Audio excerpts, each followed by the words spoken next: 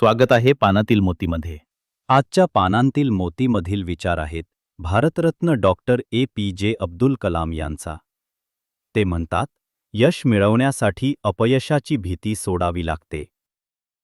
बहुतेक वेळा आपण स्वप्न पाहतो, मोठी उद्दिष्ट ठरवतो, पण अपयश येईल या भीतीने प्रयत्नच करत नाही. हीच भीती आपल्याला पहिलं पाऊल उचलू देत नाही. कलाम सरांनी दाखवून दिलं, अपयश म्हणजे शेवट नाही, ते यशाकडे नेणारं पहिलं पाऊल आहे. जो माणूस अपयशाची भीती जिंकतो, तोच खऱ्या यशाचा हक्कदार ठरतो. म्हणूनच मित्रांनो, भीतीच्या भिंती पाडा आणि धैर्याने प्रयत्न करा.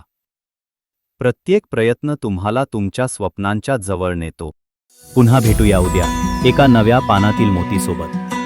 तोपर्यंत आमच्या फेसबुक पेजला फॉलो करा आणि YouTube चॅनल सबस्क्राईब करून लाईक शेअर करायला विसरू नका.